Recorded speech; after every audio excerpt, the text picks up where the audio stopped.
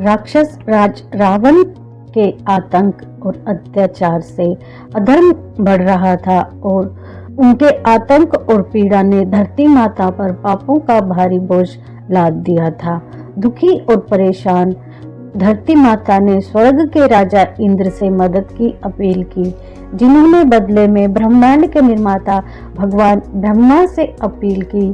तब ब्रह्मा ने धरती माता सहित सभी देवताओं को एकत्र किया और उन्हें भगवान महादेव के पास ले गए और फिर वे सभी एक साथ विष्णु धाम गए, जहां भगवान विष्णु क्षीर सागर में अपनी शेष शैया पर लेटे हुए थे।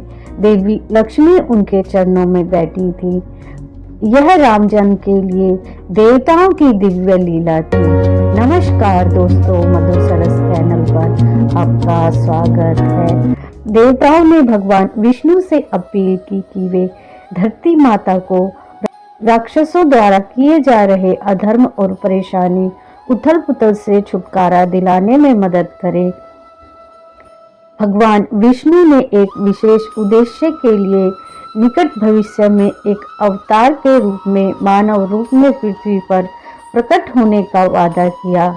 भगवान विष्णु ने हमेशा ही अधर्म पर धर्म की विजय हेतु अवतार धारण किया है। भगवान राम को उनका 7वां अवतार माना गया है। इस बीच धरती पर अयोध्या के राजा दशरथ अपनी मध्य आयु तक पहुंच गए थे, लेकिन अभी तक उनके राजा वंश को जारी रखने के लिए कोई उत्तराधिकारी पुत्र नहीं हुआ था। उन्होंने अपने गुरु महान ऋषि वशिष्ठ से अपनी समस्या को हल करने में मदद की अपील की। ऋषि वशिष्ठ ने राजा दशरथ के लिए पुत्र कामेष्टि यज्ञ करने के लिए श्रृंगी ऋषि को बुलाया, जिन्होंने यज्ञ के लिए सभी व्यवस्थाएं की। महाराज दशरथ ने पुत्र कामेष्टि यज्ञ के लिए शामकर्ण घोड़े को शत्रुघ्न सेना के साथ छुड़वाने का आदेश दिया। महाराज ने समस्त मनस्वी तपस्वी विद्वान ऋषि मुनियों तथा वेद विज्ञ प्रकांड पंडितों को बुलावा भेजा, जो चाहते थे कि सभी यज्ञ में शामिल हो। यज्ञ का समय आने पर महाराज दशरथ सभी अभ्यागतों और अपने गुरु वशिष्ठ जी समेत अपने परम मित्र अम्बदेश के अधिपति लोमपाद के जमाता श्रृंग ऋषि के साथ यज्ञ मंडप में पधारे। फिर विधिवत यज्ञ शुभारंभ किया। यज्ञ की समाप्ति के बाद समस्त पंडितों, ब्राह्मणों, ऋषि आदि को यथोचित धन धान्य गो आदि भेंट दी गई और फिर उन्हें सादर विदा किया गया। यज्ञ के प्रसाद में बनी खीर को राजा दशरथ ने अपनी तीनों रानियों को प्रसाद में दिया। प्रसाद ग्रहण करने के परिणाम स्वरूप तीनों रानियां गर्भवती हो गई। सबसे पहले महाराज दशरथ की बड़ी रानी कौशल्या ने एक शिशु को जन्म दिया, जो बेहद ही कांतिवान, नीलवर्ण और तेजोमय था। इस शिशु का जन्म चैत्र मास की शुक्ल पक्ष की 9वीं तिथि को हुआ था। इस समय पूर्णवसु नक्षत्र में सूर्य, मंगल, शनि, बृहस्पति तथा शुक्र अपने अपने उच्च स्थानों में विराजित थे। साथ ही कर्क लगन का उदय हुआ था। फिर शुभ नक्षत्रों में केकई और सुमित्रा ने भी अपने अपने पुत्रों को जन्म दिया। केकई का एक और सुमित्रा को जुड़वा 2 बेहद तेजस्वी पुत्र थे।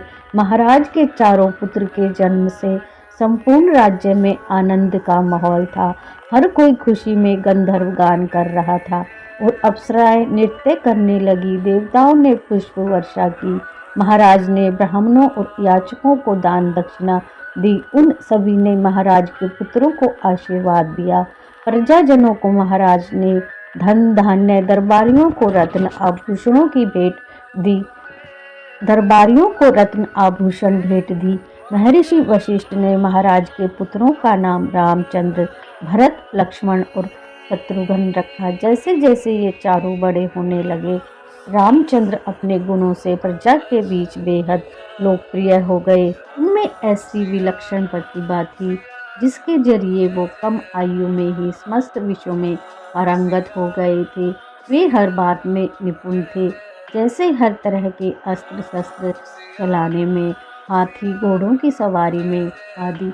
वे अपने माता पिता और गुरुजनों का बेहद आदर करते थे, उनकी सेवा में लगे रहते थे और उनके तीनों भाई भरत, लक्ष्मण, शत्रुघ्न भी उनका ही अनुसरण करते थे।